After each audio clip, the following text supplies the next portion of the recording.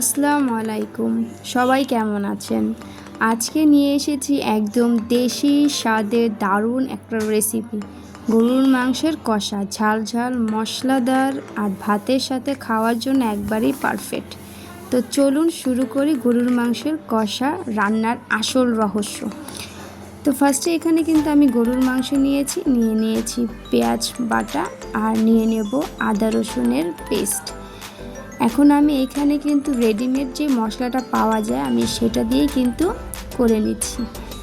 তো আমি রেডিমেড গরুর মাংসের মশলাটা দিয়ে দিলাম জিরে গুঁড়ো।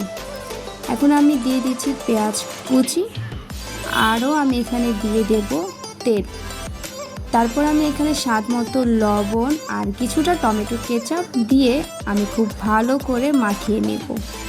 এতে করে কিন্তু গরুর মাংসের টেস্টটা দ্বিগুণ বেড়ে যায়। এই হাতে মাখানো গরুর মাংসের টেস্ট অনেকটাই সুস্বাদু হয়ে থাকে। তো চলুন রান্নার স্টেপে চলে আসলাম। এখন আমি একটি ফ্রাই প্যান বসিয়ে তেল দিয়ে আমি আবারও কিছুটা পেঁয়াজ কুচি দিয়ে দিয়েছি। এখন আমি পেঁয়াজটা হালকা কিছুটা ভেজে নিয়ে গরুর মাংসের যেটা আমি ম্যারিনেট করে রেখেছিলাম সেটা এখন আমি এখানে দিয়ে দেব।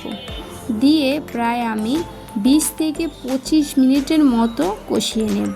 গরুর মাংস যতটা কষানো যাবে ঠিক ততটাই এটার স্বাদ দ্বিগুণ হবে। তাই অবশ্যই হাতের সময় নিয়ে গরুর মাংসটাকে খুব ভালো করে কষিয়ে নেবেন। তো দেখতে পাচ্ছেন আমি কিন্তু খুব ভালো করে 20 থেকে 25 মিনিটের মতন কিন্তু আমি গরুর মাংসটা কষিয়ে নেব। আর কষানোতেই আমার গরুর মাংসটা কিন্তু প্রায় হাফ সিদ্ধ হয়ে যাবে। তো প্রায় আমি 10 মিনিট পর ফিরে এসেছি। দেখতে পাচ্ছেন কতটা পানি উঠে গিয়েছে। এই পানিতেই কিন্তু গরুর মাংসটা প্রায় হাফ সিদ্ধ হয়ে যাবে। তারপর অল্প কিছু পরিমাণে পানি দিয়েই গরুর মাংসটা রান্না হয়ে যাবে। তো চলুন ফিরে আসছি 15 মিনিটের পর।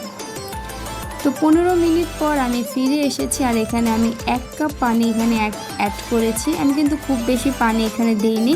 তো এইভাবে আমি 30 মিনিট আরও কুক করে নেব। তো 30 মিনিটের মধ্যে দেখতেই পাচ্ছেন পুরোপুরি কিন্তু আমার গরুর মাংসটা কমপ্লিট হয়ে গিয়েছে। তো চলুন সার্ভিং প্লেটে দেখা যাক। তো এই তো আমি কিন্তু একদমই খুবই কম ইনগ্রেডিয়েন্টসে খুব সুস্বাদু এই গরুর মাংসটি রেডি করে নিয়েছি। গরম গরম ভাতের সাথে কিন্তু জমে যাবে।